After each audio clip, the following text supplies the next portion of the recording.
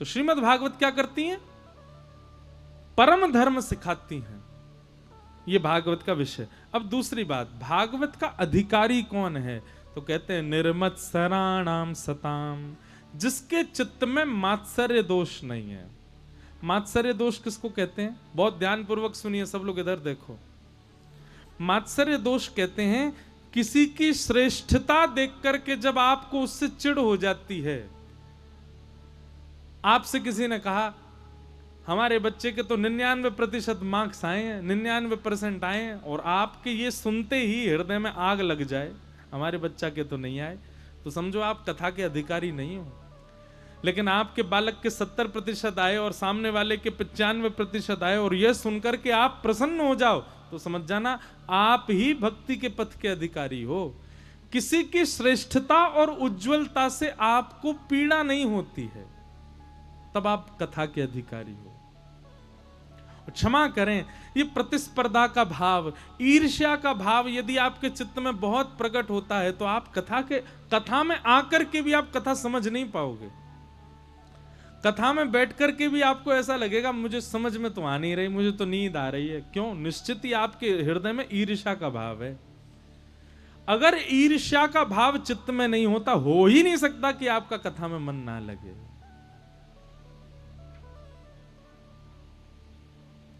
भैया भजन क्या है? भजन का मतलब यह नहीं कि नाम जब आप कितना करते हो, भजन का मतलब यह कि आपने अपनी बुरी कितनी आदतों को सुधारा है।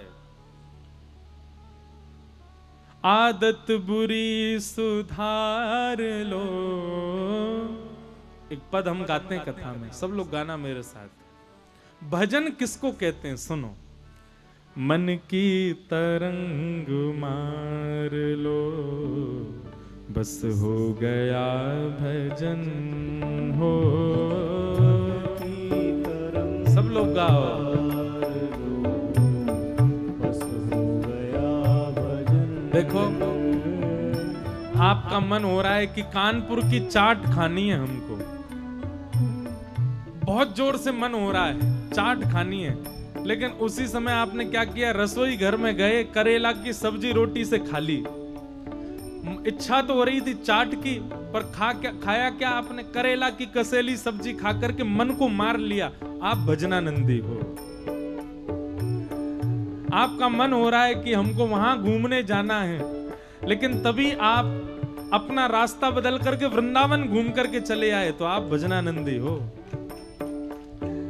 आपको पता चला कानपुर में बहुत बड़ा कोई गायक आया है, उसका कॉन्सर्ट हो रहा है, पर आप वो छोड़ के कथा सुनने आ गए, तो आप भजनानंदी हो। नाचने कूदने खेलने के लिए आपको कोई स्थान मिले, लेकिन आप उस स्थान का त्याग करके कहीं भक्ति भागवत भजन में नृत्य करने जा रहे हो, तो आप भजनानंदी हो। आप अपनी इच्छाओं को मार करके भक्ति मार्ग को चुनते हो, तो आप भजनानंदी हो। आदत बुरी सुधार लो, बस हो गया भजन हो। आदत बुरी सुधार लो, बस हो गया भजन। हे मन की तरंग मार लो, मन की तरंग आदत बुरी सुधार लो, आदत बुरी सुधार लो, ओ बस हो गया भजन। मन की तरंग मार लो, बस हो गया भजन। मन की तरंग मार लो, बस हो कोई तुम्हें बुरा कहे, सुन कर करो क्षमा।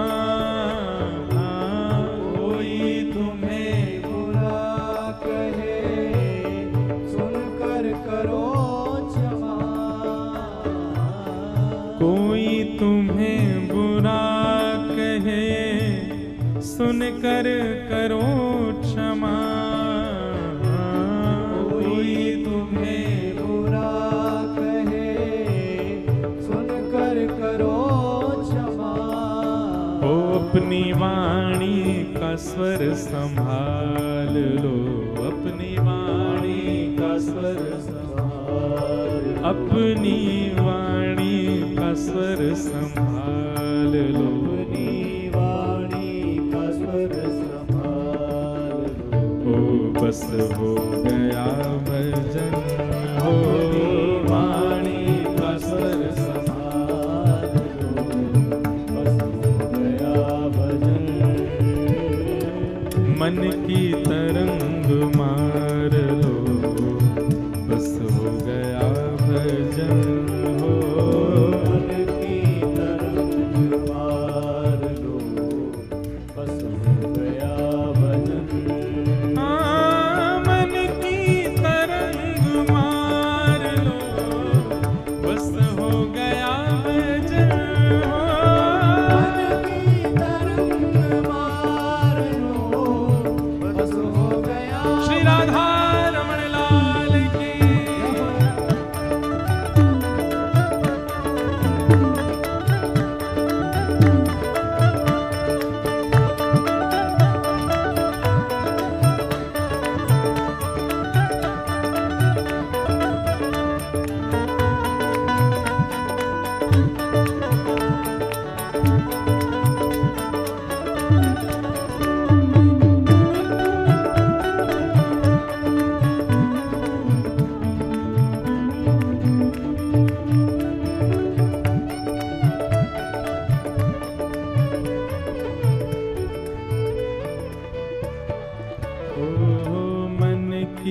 तरंग मार लो, बस हो गया भजन, हो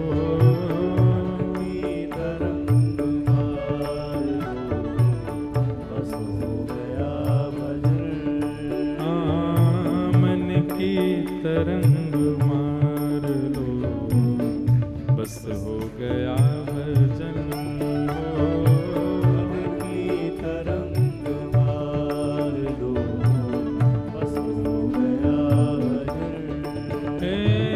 आदत बुरी सुधार लो, आदत बुरी सुधार लो, आदत बुरी सुधार लो, आदत बुरी सुधार लो। हे बस हो गया भजन,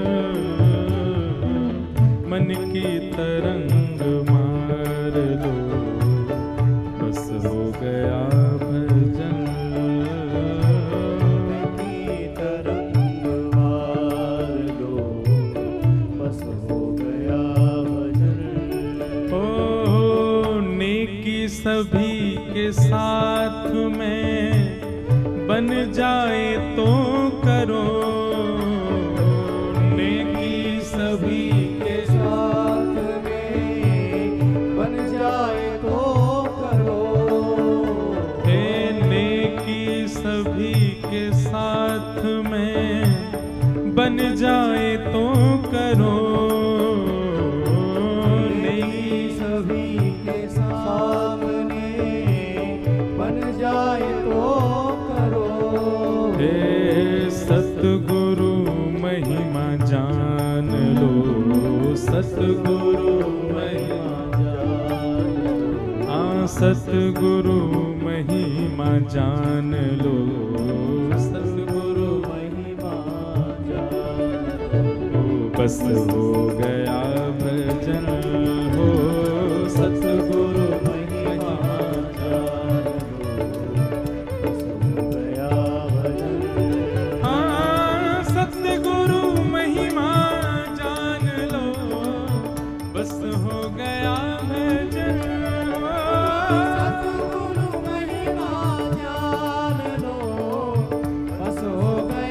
भजन,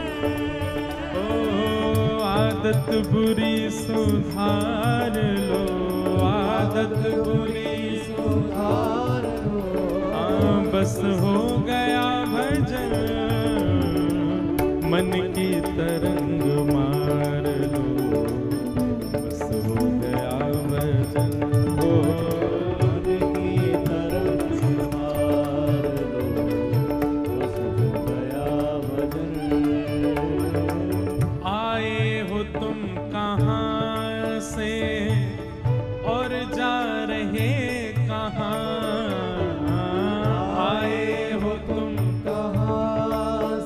हमारा उद्देश्य क्या है जीवन का? क्या हम केवल खाने पीने, हंसने बैठने और कमाने के लिए आए संसार में? मतलब करोड़ों लोगों को, खरबों लोगों को ठाकुर जी ने एक ही काम के लिए भेजा, खाओ पियो कमाओ और मर जाओ। क्या इसी के लिए संसार में सबका जन्म होता है? नहीं। अपना उद्देश्य जानिए, क्यों आए आप संसार में? आए हो तुम कहां से और जा रहे कहां? आए हो तुम कहां से और जा रहे कहां? ओ मन से सही विचार लो, मन से सही विचार, मन से सही विचार लो, मन से सही गाओ। बस हो गया भजन, मन से सही विचार लो, बस हो गया भजन,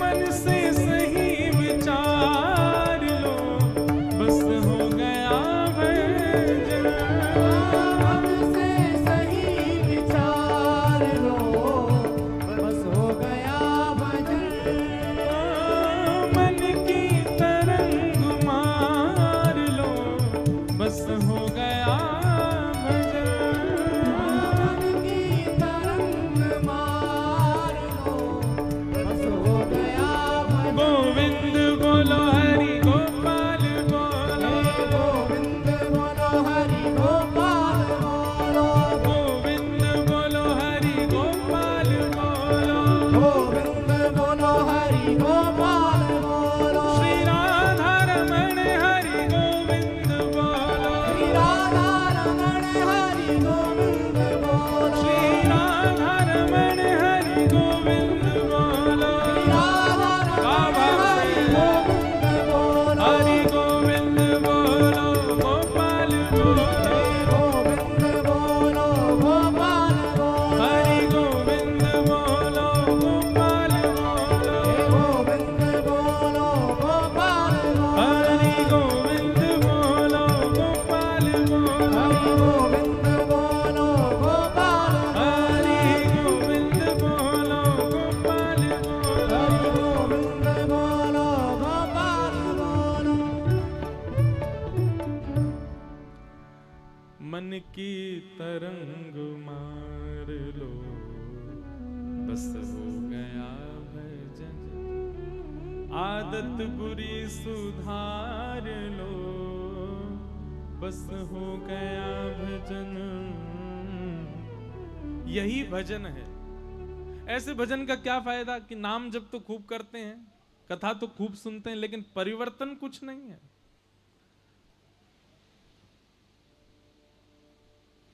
उसका बदलाव कुछ नहीं है। एक बात आप हमारी बहुत ध्यान से सुनिएगा, जो लोग भजन का आश्रय नहीं लेते, भक्ति का आश्रय जीवन में कभी नहीं लेते, लेकिन वैसे किसी के साथ छल नहीं करते, कपट नहीं करते, गंदा खाते नहीं, गंदा पीते नहीं, पर हां भजन भी नहीं करते, जीवन जीते हैं, शुद्धता से जीते हैं, पर भजन मार्ग में नहीं है, ऐसे लोगों को पाप नहीं लगता। पर ध्यानपूर्वक सुनिएगा, भजन का आश्रय लेते हैं, गुरु का आश्रय लेते हैं, कथा भी सुनते हैं, तिलक भी लगाते हैं, सब प्रकार से भक्ति भाव जीवन में लेकर के आ चुके हैं, लेकिन दूसरों के साथ छल भी करते हैं, कपट भी करते हैं, ईर्ष्या भी करते हैं, द्वेष भी करते हैं, मांस भक्षण भी कर लेते हैं, कभी कभी पान भी कर लेते हैं। सीधी बात, भक्ति का मार्ग भी अपना रखा है, लेकिन साथ ही साथ संसारी विषयों को भी भोगते हैं। ऐसों को जरूर पाप लगता है। हम इसका उदाहरण एक भाव से कहा करते हैं कथा में कि नीचे जो लेटा है वो कितनी भी करवट बदले वो गिरेगा ही नहीं, क्योंकि पहले ही गिरा पड़ा है। गिरता वही है जो ऊपर लेटा होगा, जो बिस्तर पर लेटा होगा। बिस्तर पर लेटा है मतलब भक्ति मार्ग में है। अगर आपने फिर गलती की तो पतन होगा, गिरोगे और लगेगी भी। लेकिन भक्ति मार्ग में नहीं है, पहले से पड़े नीचे जमीन में, कितनों करवट बदलते रहो, गिरोगे थोड़े, गिरे पड़े हो पहले से। इसलिए भैया अगर एक बार भी आप भजन मार्ग में आ चुके हैं, एक बार भी आप भक्ति के पथ पर चल चुके हैं, उसके बाद सावधान रहिए।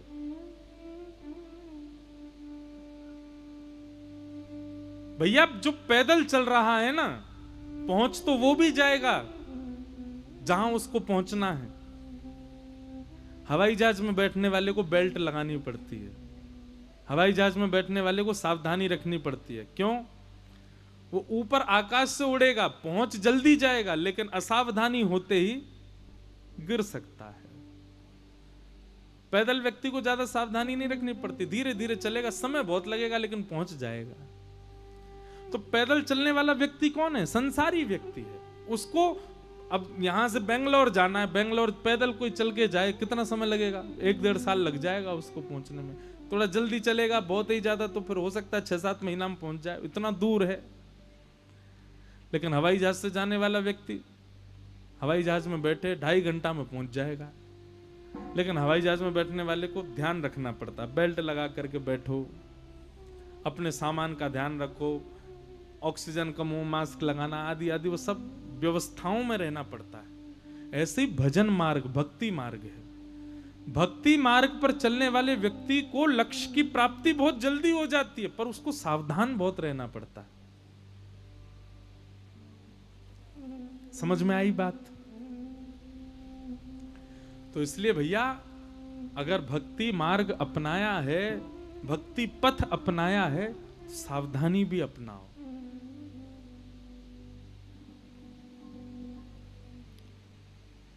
कथा आप सुनते हैं लेकिन आपके चित्त से ईर्ष्या नहीं गई है, तो आपका कथा सुनना व्यर्थ है।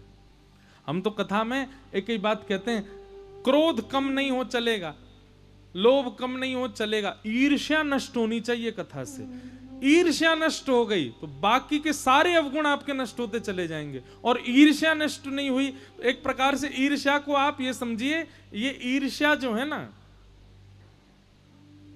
ये ईर्ष्या ही छत है पाप की, इसी के नीचे सब बैठे हैं। अगर ये छत नहीं टूटी तो भीतर जितने बैठे हैं सब सुरक्षित हैं। काम, क्रोध, लोभ, मोह, द्वेष, अभिनिवेश, अहंता, ममता, चिंता, ये सब ईर्ष्या के नीचे ही बैठे हैं। ईर्ष्या नष्ट होनी चाहिए। हम तो ये कहते हैं कि रोज कथा सुनो, और हर दिन कथा सुनने के बाद जब आप वापस कानपुर शहर जाओ, देखो एक बात हमारी सत्य मानना, ईर्ष्या सबको होती है किसी ना किसी से। और जिससे भी आपको ईर्ष्या होती है, कथा सुनने के बाद उसका फोटो जरूर देखा करो। अगर वो अच्छा सा लग रहा है, वो पहले से प्रिय लग रहा है, अब पहले से ज्यादा उसमें गुण दिख रहे हैं, अब ईर्ष्या का भाव नहीं, तो समझो कि आप पर कथा असर कर रही है।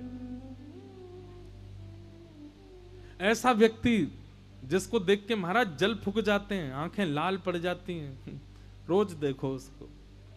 7 दिन में ये स्थिति हो जाए जैसे उस धोबी को अपनी पत्नी में राम जी दिखने लग गए, ऐसे जिससे आपको ईर्ष्या है उसमें आपको ठाकुर जी दिखने लग जाए। देखो ठाकुर जी तो नहीं दिखेंगे, इतने तो हम कलयुग में रहते हैं, इतने तो पवित्र आत्मा नहीं है, पर हाँ उसके अवगुण अदृश्य हो जाएं, गुण दिखने लग जाए, तो समझो कथा आप पर असर कर रही है।